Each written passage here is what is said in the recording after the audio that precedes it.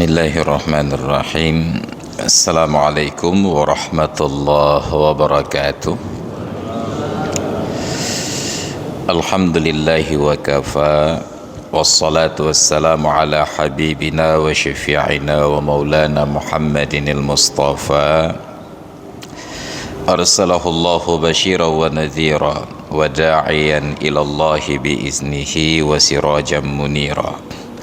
وقال الله تعالى في القرآن العظيم وأذن في الناس بالحج يأتوك رجالا وعلى كل ضامر يأتين من كل فج عميق ليشهدوا منافع لهم ويذكروا اسم الله في أيام معلومات على ما رزقهم من بهيمة الأنعام فكلوا منها وأطعموا البائس الفقير. صدق الله العظيم وبلغ رسوله النبي الحبيب الكريم ونحن على ذلك من الشاهدين والشاكرين والحمد لله رب العالمين. وبعد. Hadirin dan hadirat jamaah salat maghrib, salat isya dan pengajian yang dirahmati Allah, alhamdulillah di malam ini bertemu kembali dan tersisa satu pertemuan di tanggal 13 Juni sebelum kita masuk dalam hari raya Idul Adha. Malam ini bila tidak ada perbedaan penetapan jadwal, kita sudah berada di tanggal 29 Zulqa'dah 1445 Hijriah.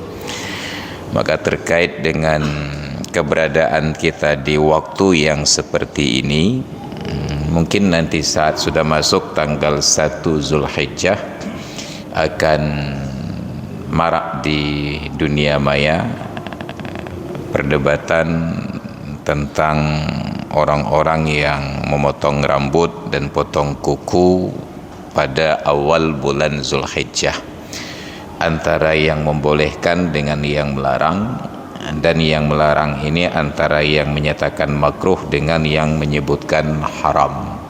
Maka tentu sebagai seorang mukmin yang kita diajarkan oleh Allah melalui Rasulnya, qul innama hadhihi sabili ad'u ilallahi ala basiratin ana wa manittaba'an wa subhanallahi wa ma ana minal musyrikin. Katakanlah wahai Muhammad, inilah jalanku, aku mengajak kepada Allah atas sebuah pemahaman yang sangat jelas, basirah, saya dan orang-orang yang mengikuti saya. Maka supaya kita punya pemahaman, kita merujuk ke referensi kajian kita selama ini, kitab I'anatul Talibin pada jilid yang kedua di halaman 334. Diberikan sedikit pernyataan. Wa yusannu ay yazbaha ar-rajulu binafsihi, dan disunnatkan orang laki-laki itu ketika menyembelih hewan kurban, dia sembelih sendiri. Ini memberikan sebuah arahan bahwa sebenarnya dalam pelaksanaan kurban, kepanitiaan sebagai pelengkap, bukan sebagai hal yang utama. Tetapi pada prakteknya kepanitiaan itu menjadi sesuatu yang utama dan pesertanya sebagai pelengkap. Kenapa? Karena secara psikologi tentu orang yang melakukan pekerjaannya sendiri akan lebih puas dibandingkan orang yang pekerjaannya dilakukan oleh pihak lain. Makanya Imam Asy-Syafi'i dalam diwan beliau menyatakan, safir tajid 'audan amman tufariquhu wansab fa inna ladzizal 'aishi fin nasabi. Musafirlah engkau, merantaulah kamu, niscaya engkau dapatkan ganti dari setiap orang yang engkau tinggalkan. Kalau di kampung ada ayah dan ada ibu, begitu merantau dapat pengganti ayah dan ibu angkat. Lama-lama diangkat, jadilah ayah dan ibu mertua. Alhamdulillah. Wansab, dan bekerja keraslah, bekerjalah. Fa inna ladzizal aishi fin nasabi, karena lezatnya hidup, nikmatnya hidup sebab kita merasa lelah. Maka orang yang mendapatkan sesuatu karena dia melakukan sendiri akan lebih merasa puas daripada orang yang mendapatkan sesuatu karena kerja orang lain.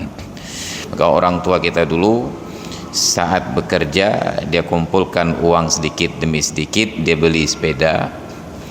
Ketika ada kawannya minta pinjam sepeda tersebut, dia minta waktu. Nyopai halun istikharah le, 3 Jumaat. Nyai tangin terakhir 3 Jumaat istikharah.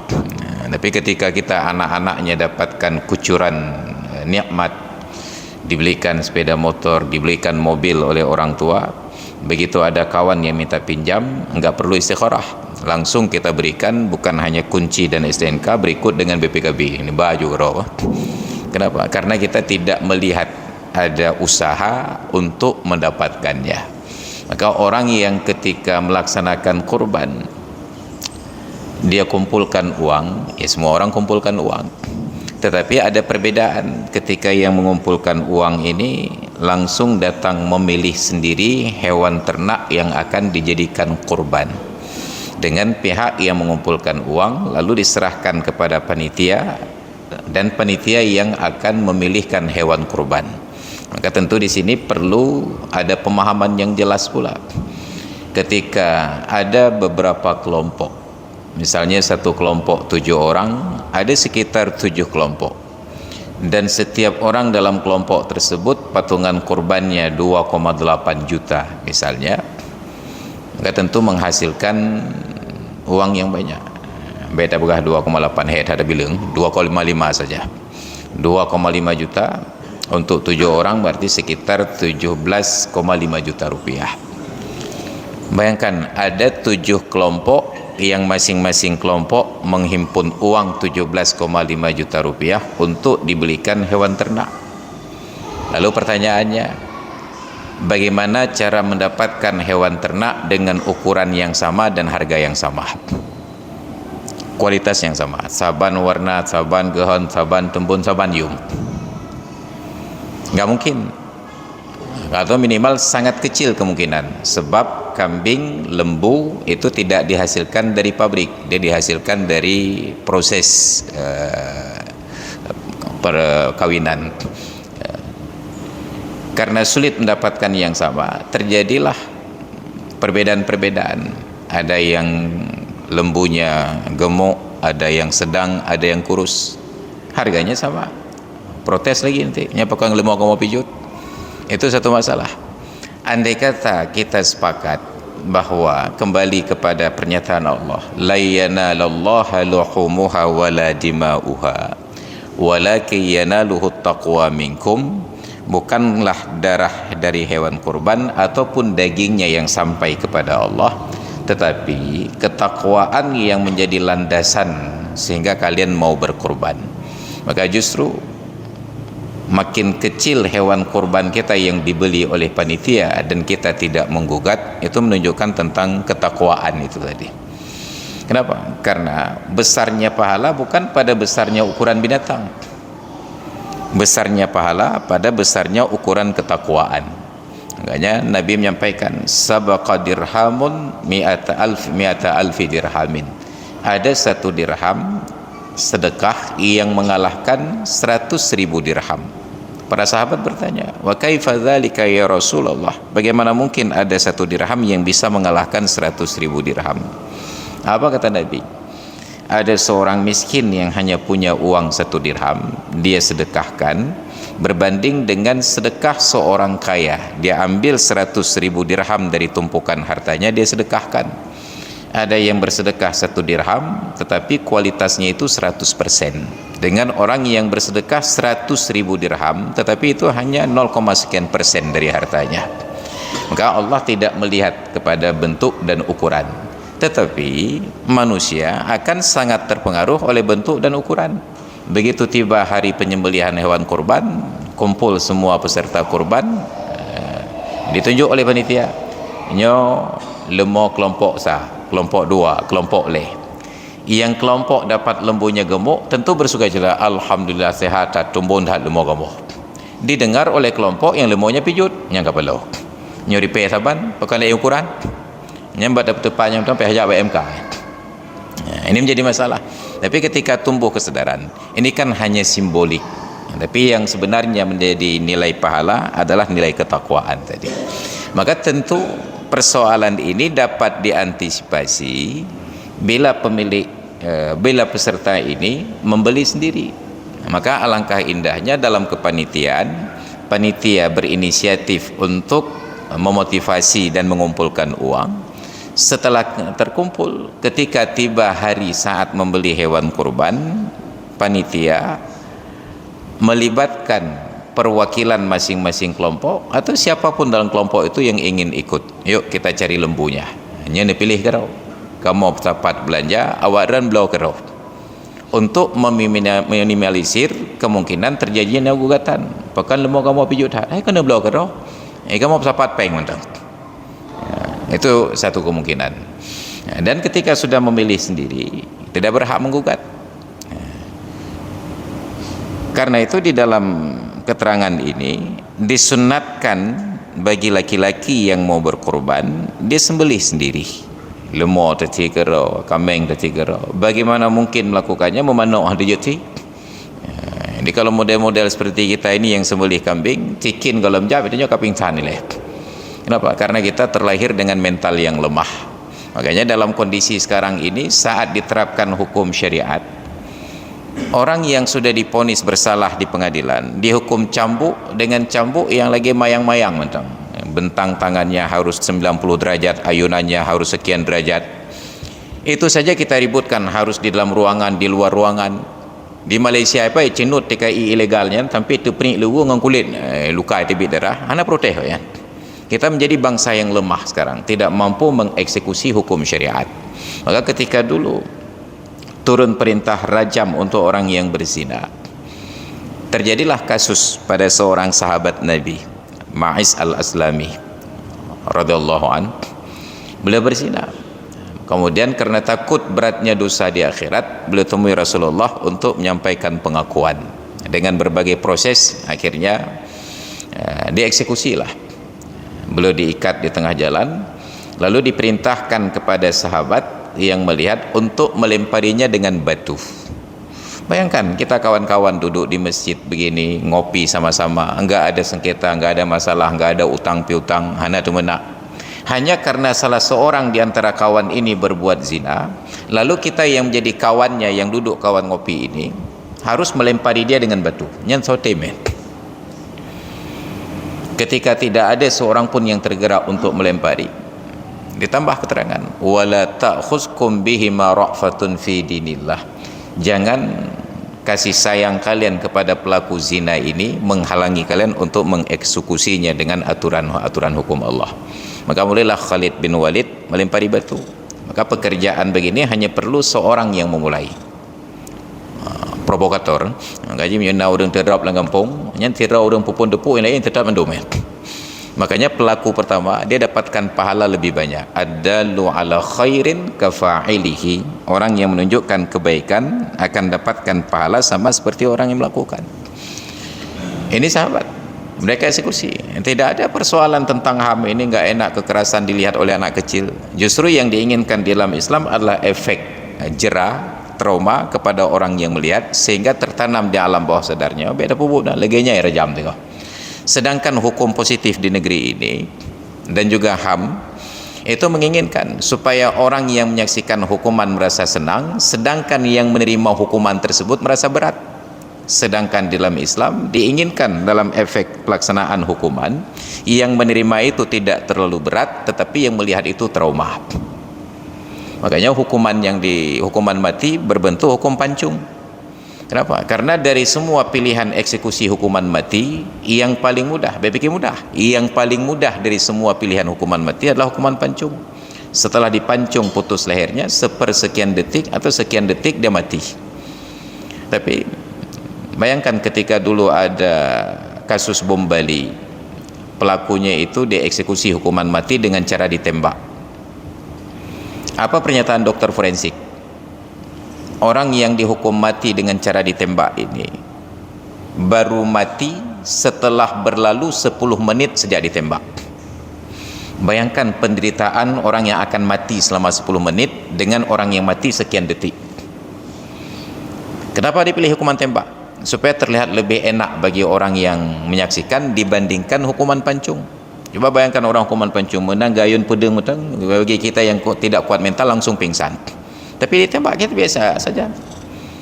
Orang yang dihukum di kursi listrik, bayangkan dia menggelepar-gelepar sekian detik, hampir sekian menit sambil meregang nyawa dengan arus listrik yang di sekujur tubuhnya. Orang yang disuntik, diinjeksi dengan cairan tertentu, seperti orang yang melawan bisa ular dalam tubuhnya. Orang yang dikurung dalam ruangan gas, berapa lama dia harus menahan nafas. Ini dalam hukuman Islam, dalam aturan Islam. Maka termasuklah pada bab penyembelihan hewan kurban, innallaha katabal ihsana fi kulli syai'in. Allah tetapkan perilaku ihsan itu pada segala sesuatu. Fa idza qataltum fa ahsinul qatlah wa idza dzabhtum fa ahsinudz dzabhah. Bila kalian membunuh, maka membunuhlah dengan cara yang ihsan, yaitu percepat kematiannya. Kalau kalian ingin menyembelih, maka bersikap ihsanlah dalam proses penyembelihan.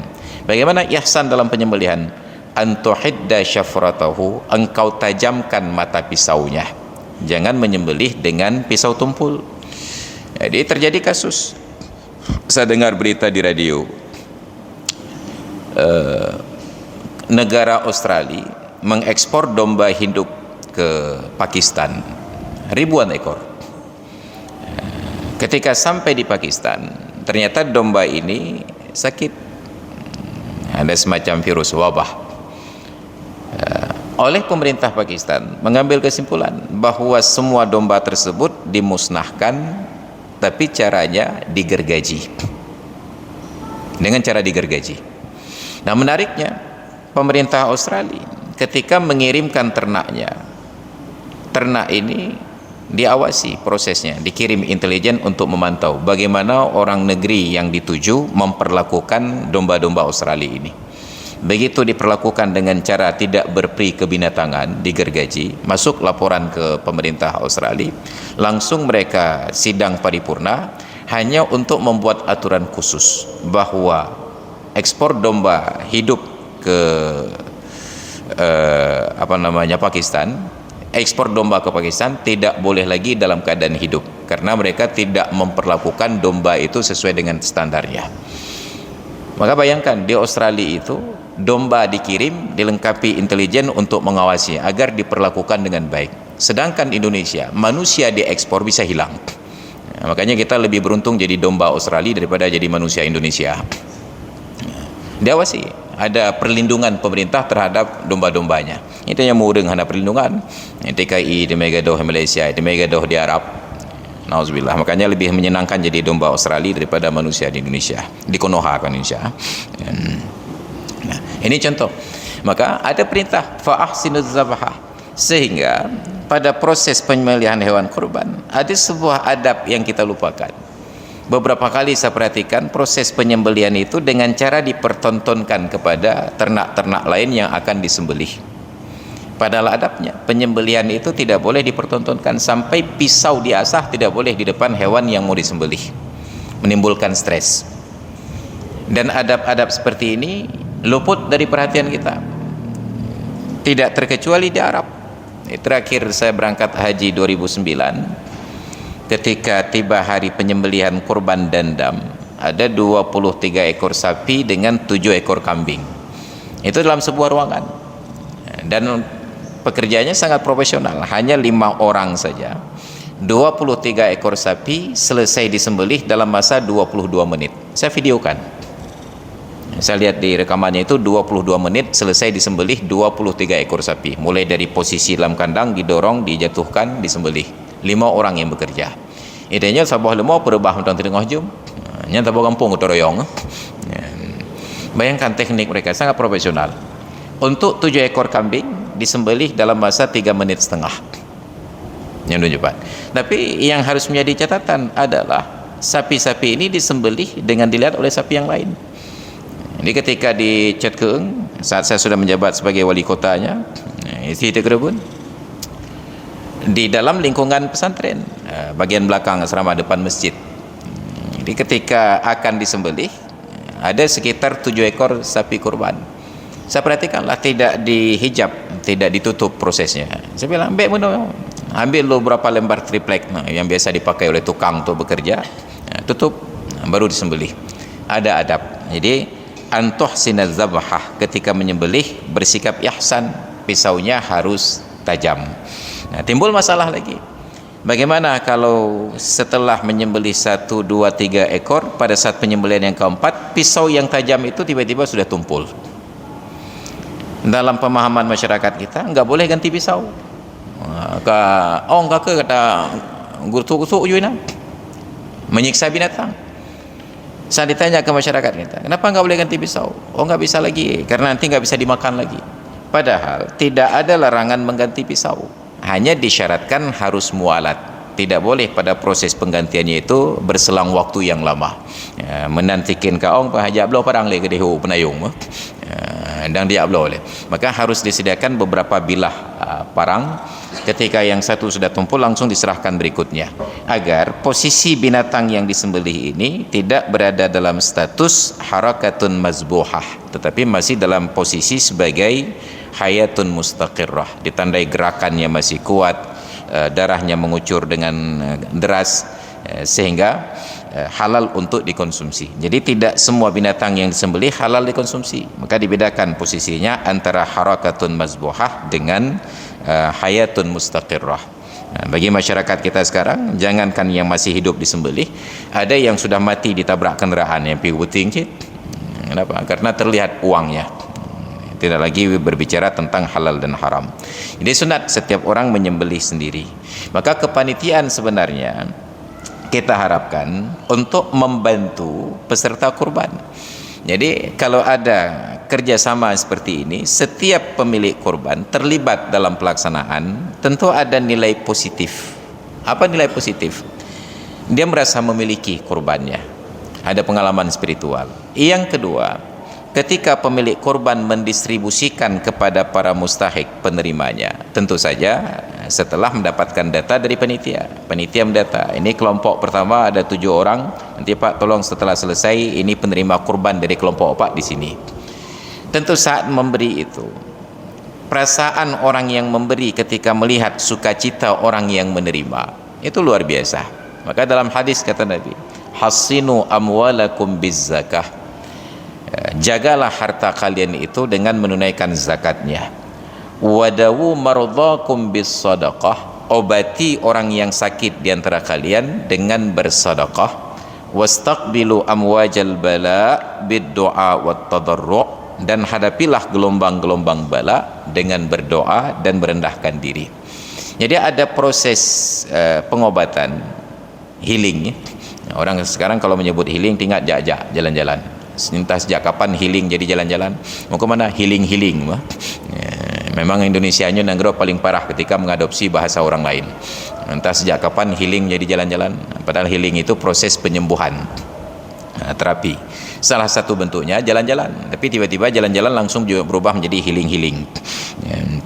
Jadi ada kebahagiaan melihat orang menerima sesuatu pemberian kita, itu menyembuhkan penyakit yang di dalam jiwa. Maka bayangkan hari ini ketika di media sosial kita menonton ketika ada para muhsinin yang memberikan bantuan kepada orang-orang yang membutuhkan, apakah di Palestina, di Gaza, atau di belahan daerah negeri yang lain. Melihat sukacita orang yang menerima sedekah tersebut, bahkan kita yang hanya melihatnya saja itu ada rasa haru. Dijohi mata ada melihat kebahagiaan. Sensasi itu yang seharusnya dinikmati oleh orang yang berkurban. Ketika dia beli sendiri hewannya, dia berikan umpan beberapa hari, kemudian dia sembelih sendiri, dia bagi-bagi dagingnya, maka ada perasaan yang tidak pernah dialami oleh orang yang berkurban, tetapi diselenggarakan oleh panitia. Bukan berarti panitia tidak perlu, tapi panitia hanya sebagai pendukung, bukan sebagai pelaku utama. Baru nanti panitia sediakan data, Pak ini kurban Bapak 7 orang seekor sapi, distribusinya ke tempat fulan, diatur supaya tidak tumpang tindih penerima manfaat. Wa ayyashhadaha, man wakkala bihi, dan hendaklah dipersaksikan proses penyembelihan kurban oleh orang yang mewakilkan pelaksanaannya. Oh, saya tidak mampu menyembelih sendiri, wakilkan kepada orang lain. Maka ketika orang lain yang menerima taukil tersebut melaksanakan, disunnatkan kepada pemiliknya ayyashhadaha, ikut menyaksikan. Jadi untuk menyembelih tadi lil ittiba', karena mengikuti praktik Nabi sallallahu alaihi wasallam, wa huwa annahu sallallahu alaihi wasallam dhahha bi mi'ati budnatin nahara minha bi yadihi syarifati 63, bahwasanya Nabi sallallahu alaihi wasallam berkorban 100 ekor unta. Ini 100 ekor hanya atas nama beliau sendiri. Tidak disebutkan yang pertama ini atas nama Khadijah binti Khuwailid, yang kedua atas nama Hafsah binti Umar, yang ketiga Saudah binti Zam'ah, yang keempatnya ini Safiyah binti Huyai, dan seterusnya. Semuanya Muhammad bin Abdullah. 100 ekor unta. Itu menjadi indikasi bahwa masing-masing istri Nabi juga punya kurbannya sendiri-sendiri. Kalau tidak, sungguh beliau sangat egois. 100 ekor kurban untuk beliau sendiri. Itu menandakan bahwa masing-masing istri beliau punya kurbannya sendiri-sendiri. Ini seorang Muhammad yang rumahnya kecil, nggak punya mobil, nggak punya sepeda motor, kurbannya 100 ekor unta. Ini motor na pedumboh dalam garasi, Honda na pedumboh nan tedong-dong, kerebun kambing pijut. Alhamdulillah aja cip. Daripada hana, kan daripada putuh kalau lebih agak genting, daripada buta kalau lebih agak juling. Ini Nabi 100 ekor unta. Nahara minha biyadihil syarifatihi, beliau sembelih di antara 100 ekor tersebut dengan tangan beliau yang mulia sejumlah 63 ekor. Belakangan setelah beliau wafat baru kita tahu hikmahnya. Oh, ternyata itu mengindikasikan usia hidup beliau yang 63 tahun. Ya. Wa amara Aliyan radhiyallahu anhu, dan beliau perintahkan Ali radhiyallahu anhu, fanahara tamamal mi'ah, lalu Sayyidina Ali melanjutkan sampai genap 100. 100 memang genap. Ini ada yang katakan 7 genap. Padumro kan amin, ai ka genap 7 ro tengku. Pajan pun 7 genap. Ini ada berhabam kelih dah. Yang kerebun pada menyo alhamdulillah yang kerebun ka genap 7 hone. Pajan pun genap 7. Maknanya bahasa kelih dah. Hek dah pruno. 7 ganji, 8 genap. Nya ka genap 8, ka gandia 7. Nya padom ka genap 7 nunggu. Nya menyonau urang begah 7 genap mesti yang pajan pun genap 7. Habam keleuh tang. Asal bunyi mah. Idanya teruk kenan dah fikir. Wa kharaja birrajuli, keluar dari kategori laki-laki, almar'atu, orang perempuan. Fasunnatu laha antuniba rajulan yazbahu anha, maka yang sunnah bagi orang perempuan yang melaksanakan kurban untuk menggantikan seorang laki-laki yang menyembelih atas namanya. Dan yang seumpama perempuan al-khunsa. Ini khunsa bukan bencong ya. Bencongnya agam tok-tok pinai nongrau. Yang khunsa ini memang spesies yang berbeda. Dia terlahir dengan memiliki 2 alat kelamin atau tidak memiliki kedua-duanya sama sekali. Nanti dibedakan lagi menjadi khunsa wadih dengan khunsa muskil. Yang khunsa wadih jelas organ reproduksinya, jelas yang berfungsi dari kelaminnya, apakah laki-laki saja atau perempuan saja. Yang khunsa muskil ini namanya saja muskil, ada masalah. Kadang-kadang yang berfungsi organ laki-laki, kadang-kadang yang berfungsi organ perempuan. Ini khunsa. Wa man da'ufa minar rijal, demikian pula sunnat menggantikan proses penyembelihan kepada orang lain dari kalangan laki-laki yang lemah. Anizbehi, bukan lemah fisik tapi lemah, enggak sanggup untuk menyembelih. Wal a'ma, dan orang yang tunanetra. Jadi proses menyaksikannya ini disunatkan menyaksikan penyembelihannya bagi orang yang mewakilkan proses tersebut. Karena ada riwayat yang sahih min amri sayyidati Fatimah radhiyallahu anha, ketika Nabi memerintahkan Sayyidah Fatimah radhiyallahu anha untuk menyaksikan pelaksanaan kurbannya. Dan ketika kurban itu disembelih, sunat untuk diucap inna salati wa nusuki wa mahyaya wa mamati lillahi rabbil alamin la syarika lahu wa bidzalika umirtu wa ana minal muslimin. Ni tanya pajan geti handa depa pajan bagi handa depa teteh kat rumah pajan dah baca doanya. Maka menikmati waktu yang berlalu proses-prosesnya ini ada sebuah kenikmatan tersendiri dan ada sebuah hikmah tersendiri. Dan dijanjikan kepada pemilik kurban diampuni dosanya dengan awal tetesan darah yang jatuh ke tanah. Maka dalam kaitan tersebut wa kuriha li muridiha, dimakruhkan kepada orang yang ada keinginan berkurban. Apa yang dimakruhkan? Izalatu nahwi sya'rin, menghilangkan seumpama rambut, bulu, kuku. Kapan dimakruhkan? Fi 'ashri Dzulhijjati, pada 10 hari yang pertama bulan Zulhijjah, berlanjut wa ayyamit tasyrik, dan di hari-hari tasyrik. Sampai kapan berlaku hukum makruh? Hatta yudahi, sampai dia melaksanakan penyembelihan hewan kurban. Maka kalau disembelih di hari pertama 10 Zulhijjah, maka begitu selesai proses penyembelihan sudah boleh potong rambut. Atau dia sembelih di hari kedua atau ketiga atau keempat, begitu selesai dicabut status larangan tersebut. Maka larangan ini sifatnya makruh, bukan haram. Kepada siapa makruh? Kepada orang yang ada keinginan untuk berkurban. Kapan mulainya? Sejak tanggal 1 Zulhijjah. Maka sengaja kita angkat kajian tema ini di malam ini karena masih tersisa bulan Zulqa'dah sekitar sehari lagi untuk besok, atau syukur-syukur masih ada hari kedua nanti dari Sabtu. Maka yang ingin berkurban masih ada kesempatan untuk merapikan penampilan besok hari terakhir, karena begitu masuk 1 Zulhijjah orang yang ingin berkurban potong rambut, potong kuku hukumnya makruh. Dan bagi orang-orang tertentu yang pertumbuhan bulunya, pertumbuhan rambutnya agak sedikit cepat, kalau tidak dipotong besok baru dipotong nanti di 10 Zulhijjah, itu saat dia datang ke masjid untuk salat Idul Adha, penampilannya mungkin sudah seperti si buta dari gua hantu, ngaji taikam mitsai ke panjang, janggut ke panjang, yang beda begagap cucu-cucu do tu yo. Maka itu menjadi pertimbangan. Hukumnya makruh, bukan haram. Karena nanti akan ada orang katakan, "Nya rangka kena si kerben ke pek kau yang kong harum." Lepas bagah dia biar harum lebihnya. Padahal tidak boleh mengharamkan sesuatu yang tidak diharamkan oleh Allah dan Rasulnya. Mengharamkan sesuatu yang halal sama seperti menghalalkan sesuatu yang haram.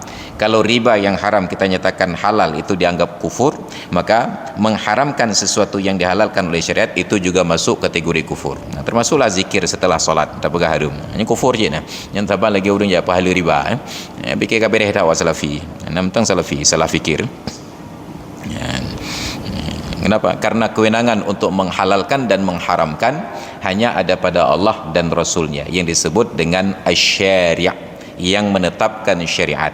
Maka para ulama hanya berijtihad, sehingga ketika Sayyidina Umar saat Abu Bakar menjabat khalifah, beliau bertindak sebagai qadhi. Saat beliau putuskan perkara, beliau katakan, inilah hukum Allah dalam kasusmu. Ditegur oleh Abu Bakar, jangan engkau katakan hukum Allah, karena belum tentu Allah menghukum seperti keinginanmu. Terkejut Sayyidina Umar. Lalu apa yang harus saya katakan? Katakanlah, inilah ijtihad saya dari keputusan yang ditetapkan oleh Allah dan Rasulnya. Jadi andai kata yang salah, terjadi kesalahan, maka yang salah ijtihadmu, bukan salah hukum Allah dan salah hukum Rasulnya. Intinya muka dah mewakili Rasulullah lebihnya. Kahna li Rasulullah katanya uji ke Rasul, nyo hada, nyo harum, nyo atau syurga, nyo atau neraka. Medum Rasulullah tidak memvonis siapa yang masuk surga dan siapa yang masuk neraka. Intinya nekat dah lebihnya. Ini menjadi masalah bagi kita. Maka makruh untuk memotong rambut, kuku dan seumpamanya. Kasus ini tidak serupa dengan pemahaman kita tentang larangan potong rambut dan kuku pada orang yang sedang berhadas besar. Dalam masyarakat berkembang pemahaman orang yang sedang berhadas besar, menstruasi, nifas atau hadas sedang, junub, baik karena inzal mani ataupun karena senggama, tidak boleh potong rambut dan kuku sebelum mandi wajib. Ada perbedaan yang pertama, untuk orang yang berkurban itu ada dalil hadisnya dari Nabi yang melarang dengan hukum makruh tadi dari ijtihad ulama untuk potong rambut dan kuku seumpamanya bagi orang yang berkurban. Sedangkan orang yang junub, orang yang berhadas besar, sebelum mandi wajib tidak ada ayat dan hadis yang melarang untuk potong rambut dan potong kuku. Lalu dari mana berkembang? Dari referensi yang saya baca, saya mendapatinya di dalam kitab Ihya Ulumuddin Imam Al-Ghazali.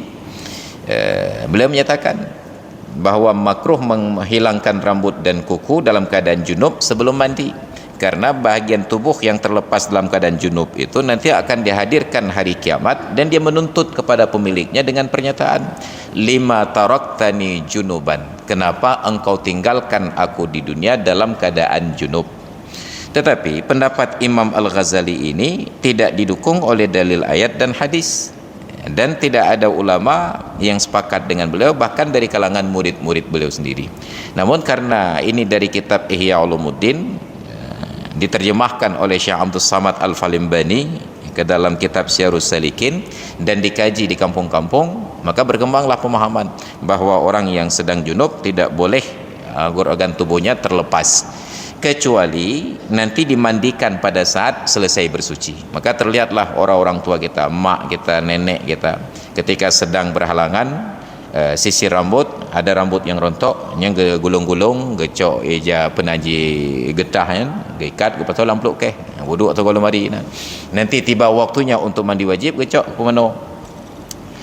Sekarang menjadi agak sulit karena banyak para wanita yang berkarir, yang mereka ada dinas luar kota, tengah dalam keadaan menstruasi, dinas ke Medan, ke Jawa, nginap di hotel tengah segot luruh pada on, ikat bulit-bulit, ikat duduk dan ikut lemari. Ketika check out lupa dibawa. Begitu sampai kampung, saat akan mandi wajib baru ingat, ya Allah, bahawa hotel pulan bersalun na'u dan lebihkan.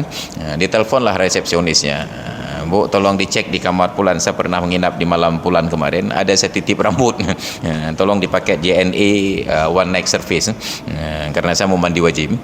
Bayangkan kita yang laki-laki, setelah selesai salat subuh pada naik tibik junub, terjadi junub, mimpi basah. Karena sudah selesai salat subuh tidak wajib segera mandi, tak bedah jadi tak anak jatuh gula, kada piuh bau urung je kopi. Setelah selesai ngopi, begitu mau pulang terlihat tempat pangkas rambut masih kosong. Je kau siapa? Oh je aku piuh. Kau habis kau rumah mana? Begitu mau mandi baru tengah junub lagi orang aku. Datang lagi ke tempat pangkas, bang ubena lem tepat mah apa. Makan rambut nyam tepat bukan rupa je dengan junub no. Maka mandi junub, mandi hadas besar sama seperti berwuduk, itu hanya wajib membasuh bahagian tubuh yang masih melekat di badan. Yang sudah terlepas tidak lagi wajib untuk dibasuh. Maka ada perbedaan antara orang yang berhadas besar yang tidak boleh potong rambut dan kuku dan seumpamanya, dengan orang yang akan berkurban dan tidak boleh memotong rambut dan seumpamanya. Pada bab kurban ini terdapat dalil dan hukumnya makruh, bukan haram. Yang makruh bisa hilang karena hajat, sedangkan yang haram bisa hilang karena kondisi darurat. Ad-daruratu tubihul mahdhurah. Yusannu fil udhiyati istismanuha, dan disunatkan pada kurban itu digemukkan tepetembun. Kaji kenong umpun tekoh bah. Karena karena firman Allah Ta'ala, wa may yu'azzim sya'airallah, dan barang siapa yang membesarkan syiar-syiar Allah. Syiar Allah tersebut ditafsirkan oleh para ulama istismanul hadaya, menggemukkan hewan-hewan yang akan jadikan hadiah ke tanah haram ataupun kurban. Wastihsanuha, dan diperbaiki penampilannya. Wa alla takuna maksuratal qarni, jangan yang sudah patah tanduknya, wala faqidatahu, jangan yang hilang tanduknya. Wa alla tusbaha illa ba'da salatil Id, dan jangan disembelih kecuali setelah salat Id. Jadi ketika ada pernyataan istihsanuha, diperbaiki penampilan, mungkin dari sini datang penafsiran di masyarakat kita bahwa hewan yang akan dikorbankan tersebut gepo tiju, gepo bedak, gepo cilak, gepo lipstik. Padahal yang kami agam ya, gepo lipstik je. Padahal itu kambing jantan. Karena sunat pada kurban itu jenis jantan, sedangkan pada zakat sunatnya yang betina. Karena tujuan zakat adalah untuk produksi, sedangkan kurban tujuannya adalah untuk konsumsi. Maka untuk menjaga keberlangsungan supaya cepat berkembang, pada zakat ditentukan yang betina, pada kurban ditentukan yang jantan. Walaupun sah yang betina untuk jadi kurban. Nanti ada perbedaan pendapat bagaimana kalau yang kurban itu yang betina yang sedang hamil. Nanti ada yang katakan sah, ada yang katakan tidak sah. Nah, tapi kalau tidak dalam keadaan hamil, itu sepakat menyatakan sah, walaupun lebih baik yang jantan. Ini yang jantan yang dikurbankan tetap ibu lipstick cik, pakai celak mata. Ini kan sebenarnya melanggar syariat. Gobol lipstick mbak kambing agam, laga adha kambingnya. Itu tidak menjadi ketentuan. Mana istihsan di sini penampilannya diperbaiki. Yang biasanya kambing itu jorok ge ihlam dibersihkan bulunya. Tak pemano lah bacot. Baik kutoran agar kulitnya itu menjadi bersih.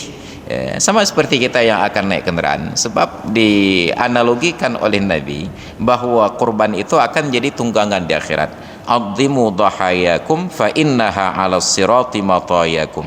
Besarkanlah kurban-kurban kalian karena kelak di akhirat di atas sirat, di atas jembatan akan menjadi tunggangan bagi kalian. Anda belagalah tai Honda mentang tarah, tai motor tadur semir, pak kenderaan akhirat lagi naro yo. Maka kita mandikan, kita bersihkan, walaupun tidak harus diberikan bedak. Maka ketika dulu saya laksanakan kurban, saya minta bantuan orang tua kampung untuk penyembelihannya, bukan kurban, akikah untuk anak saya. Ketika akan disembelih ditanya, hanya pakcik bedak ngangin cu nengko. Buah kaya, buah apel, buah anggur. Dan bukan kambing pandainya ya baju kan buah pisang baju, buah pitang. Kanyo kebiasaan Ramadan ku. Nyan tugas adat leng adat leng syariat. Menyajin bantu ti ne tolong ti tak menyaju minta orang lain buah. Tapi menyapa abuh bedak nak maaf. Ka bangai gua pe bangai lon. Dia alhamdulillah ke eksekusi je. Memang harus ada yang tampil beda sedikit supaya orang tahu bahwa itu bukan ketentuan syariat, itu hanya adat saja. Biar anda tengah jawab. Jadi kalau saya pun ikut-ikutan adat, kan hal yang tampil beda. Maka tetap harus ada yang tampil beda supaya ada warna hidup ini. Maka saya sengaja tampil beda supaya membuka ruang diskusi. Yang kita diributkan persoalan tentang salat zuhur setelah Jumat, saya sengaja tampil beda. Di tempat yang ramai orang salat zuhur saya tinggalkan, di tempat yang sedikit pelaksana salat zuhur saya lanjutkan, berharap mereka bertanya. Ternyata enggak ada yang bertanya, langsung diambil kesimpulan. Tengkunya cikam lain lebihnya. Cikam Wahabi banyak heran. Tanya terbuka ruang untuk nak pertanyaan, langsung cok kesimpulan. Tak ada heran nangro. Jadi disembelih setelah selesai salat Id di lokasi penyembelihan. Maka itu juga menjadi sebuah catatan bagi kita, waktu penyembelihan hewan kurban setelah selesai salat Id di lokasinya, bukan di tempat lain. Jadi jangan anak-anak muda karena kahawa datang malam kagikat yang kerebun yang di lampagum nasah yang diujaga banu muda itu rendah hujan tengah malam perbah juga tengok tidak sah, harus tunggu selesai salat Id di lokasi tersebut. Maka di masa Rasulullah dulu, setelah selesai salat Idul Adha, dalam perjalanan pulang beliau melihat beberapa ekor unta yang sudah disembelih. Ditanya oleh Nabi, unta apa ini? Ini unta kurban ya Rasulullah. Katakan kepada pemiliknya, beli unta yang lain dan sembelih lagi, hansah kerbunnya. Maka kalau sempat disembelih sebelum salat Id di lokasi penyembelihan, maka tidak sah kurban tersebut. Ukurannya di lokasi penyembelihan. Jadi misalnya kita tinggal di cot masjid, disembelih di cot keung. Cot masjid po 70 kali semayang, cot keung po 8 ni dia. Jadi itanya oleh orang cot keung kipan kali semayang cot masjid ka pam perbah dia. Ini kalau alhamdulillah tidak sah kurban orang lain. Kenapa? Karena yang jadi ukuran waktu sesuai dengan lokasi di mana benda itu berada. Maka jangan sampai jadi ukuran yang ada di Arab nantinya. Maka hadirin sekalian yang dirahmati Allah, itu patut menjadi catatan dan perhatian bagi kita. Sedapat mungkin ada kolaborasi antara panitia dengan pemilik korban. Pemilik jangan merasa karena sudah selesai kan kalau hujung peng kalau hujung engkau. Ada semangat gotong royong itu yang hidup. Jadi pemiliknya benar-benar menikmati proses berkorban sehingga sensasi itu mendatangkan banyak sekali hikmah di dalam jiwanya. Kerelaan untuk melihat hartanya itu disedekahkan kepada fakir dan miskin. Baik hadirin dan hadirat sekalian yang dirahmati Allah, karena sudah waktu azan Isya beberapa menit yang lalu. Kita padakan kajian sampai di sini. Wallahu a'lam bissawab wa ilaihil marja'una wal ma'ab. Hadanallahu wa yakum ajma'in. Assalamualaikum warahmatullahi wabarakatuh.